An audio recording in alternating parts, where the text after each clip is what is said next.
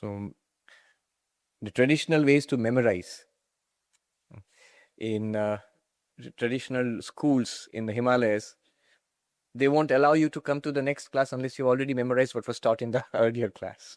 So the art of memory is something that we have lost over the years. It's a very interesting book, very catchily titled, Moonwalking with Einstein. The name of the book is Moonwalking with Einstein. Joseph Foer, I think. Josh Foer.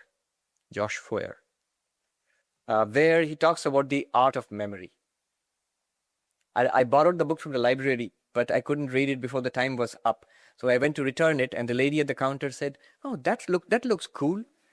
I said, "I couldn't read it. The time is up." She said, "No, you should read it." She reissued it to me, and so then finally I did read it. And it talks about the lost art of memory, that at one time everything was memorized. All that was important was memorized.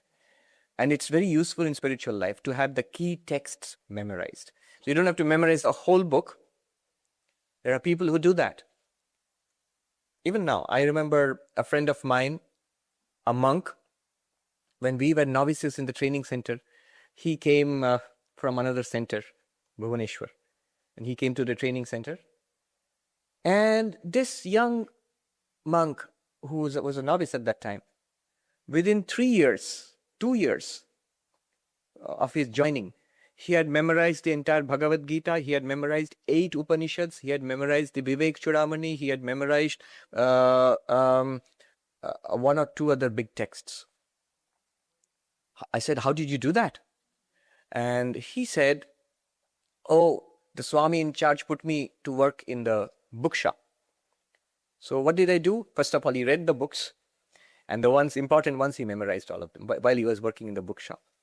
So it just goes to show that the traditional examination for a Pandit is called Shalaka Pariksha, where they will take a Sanskrit text, a manuscript, and drive a needle through it. And where the needle stops, they will open the text. Whether it has stopped, they will ask the student to recite that page first and then explain it. So that person has to memorize the whole book. Sanskrit Pandits do that. And I thought that was impressive until I read in this Moonwalking with Einstein that there's similar tradition for Talmud scholars, Jewish scholars in Judaism, the scholars of the Talmud. And they go a step further. They in fact have that needle examination also. And what they do is they memorize their own book so thoroughly that when a needle is pushed through the text, it seems, that's what the book says, it seems that not only the person will read out what is there in the page in which the needle stopped, but by looking at where the needle was put, he will tell you through which word in each page the needle has gone through. He knows, it's his own text, so he knows each page so thoroughly. If you put it in one place, he knows what is all there below it, on all the pages down. So, tremendous. Anyway, so we can do this much. We can only memorize the single sentence, the Vedantic text. Now, external world. Remember one thing. Our attachment to the body, our identification with the body gives rise to internal and external. After all, what is inside and outside? Inside this skin and outside the skin. Isn't it? Inside this head and outside this head.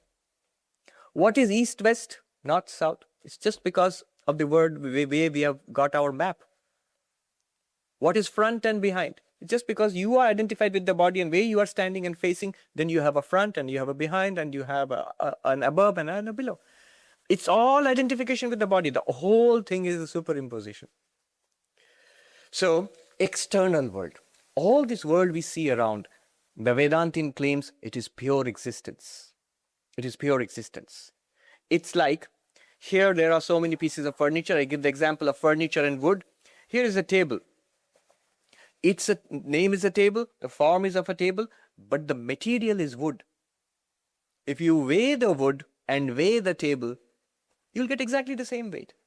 Which means there is not 1 milligram more in this or an ounce more in this other than the wood which constitutes it. The reality of this table is the reality, is the wood itself. Now, how do you recognize the wood apart from the name table and the form table? Because we know what is meant by wood and we know what is meant by table, it's easy for us. If I say, look at a table, you say, yes, Swami, I'm looking at the table. If I say, look at the wood, say, yes, Swami, I'm looking at the wood. After all, when we touch this, we say, touch wood. We don't say touch table, we say touch wood. We recognize that it's wood. In the same way, this entire universe which we experience is pure existence, Sat. The Sanskrit word is Sat, pure existence, with an overlay of name and form. Whatever we see, a person, a man, it's a man name and a man form. It is existence first. Swami Vivekananda says, it is that existence first, then we cover it with good or bad and we call it a good thing or a bad thing. It's existence first. Now, how do you distinguish this existence in anything that we experience from the name and the form? How do you do that? It's like when you go to see a movie, it is actually a screen on which light is projected and pictures are projected. The whole screen is covered by pictures. But whenever it is covered by the pictures, it's just the screen itself. At every point there is a picture. But in reality, it's the screen. Now, how do you distinguish between the picture and the screen? You cannot switch off this movie. That movie maybe you can switch off. But the movie of life you cannot switch off. When you do switch it off at night, you are not thinking anymore, so you can't distinguish. You have switched yourself off also. The mind is also switched off. So how do you distinguish between the reality and the appearance right now? The reality and the appearance right now. And that takes me back to my training center days. There's a famous book called Reality and Appearance by a Professor Bradley, F.H. Bradley. He was a professor in, I think, Oxford or Cambridge, I forget, at the beginning of the 20th century. Famous philosopher. And his famous book is Appearance and Reality. So we had a philosopher coming to teach us philosophy when we were novices. And I wanted to read that book. And the teacher was so happy. He said, Swami, nobody wants to read these books now. So I'll take time off from my afternoon nap. And if you're from India, you know how big a thing that is.